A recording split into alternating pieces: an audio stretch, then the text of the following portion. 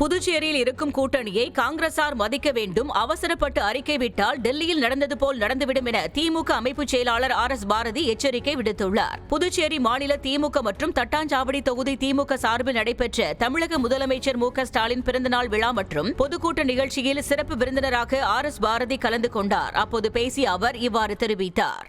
2026 தேர்தல் நாடே எதிர்பார்த்துக் கொண்டிருக்கிறது.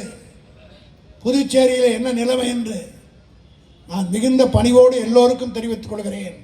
நீங்கள் விரும்புவது நிச்சயமாக நடக்கும். உங்கள் எண்ணம் ஈடேறும். காரணம், இங்கே கட்சி வலுவாக இருக்கிறது. திராவிட முன்னேற்ற கழகம் 30 தொகுதியிலும் இன்றைக்கு மிக சிறப்பாக யாரத்தான் அந்த 2 மாநில அந்த 2 சட்டமன்ற தொகுதியை தவிர ஏனத்தில் இருக்குது, அது எனக்கு தெரியாது. இருந்தாலும் இந்த 28 தொகுதியிலும் இந்த 28 ஜெயிக்கக்கூடிய அளவுக்கு நம்மிடத்தில் செல்வாக்கு இருக்கிறது. ஆனால் திராவிட முன்னேற்ற கழகத்தை பொறுத்த மட்டிலும் நம்முடைய தலைவர் எந்த அளவுக்கு கூட்டணியை மதிக்கிறார் என்பது உங்களுக்கு தெரியும்.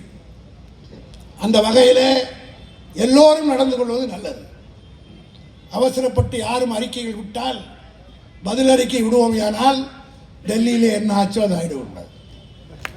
இதற்கு மேல் நான் யாருக்கும் அறிவுரை சொல்ல வேண்டிய அவசியம் இல்லை.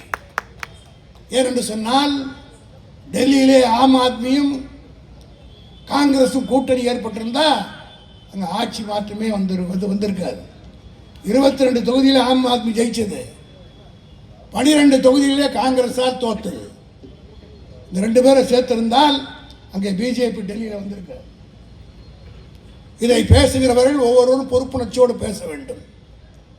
காரணம், திராவிட முன்னேற்ற கழகம் எந்த காலத்திலும் நாங்கள் யாருக்கும் பயந்தோ நடுங்கியோ போன கட்சி கிடையாது. ஆனால் என் கட்சிக்காரனுடைய சுயமரியாதையை எவனாவது சோதித்தால் அதை விட்டுக் கொடுக்கவும் திமுக தயாராக இருக்காது. அந்த வகையிலே தான் இன்றைக்கு இந்த மாநிலத்திலே நடைபெற்றுக் கொண்டிருக்கிறது.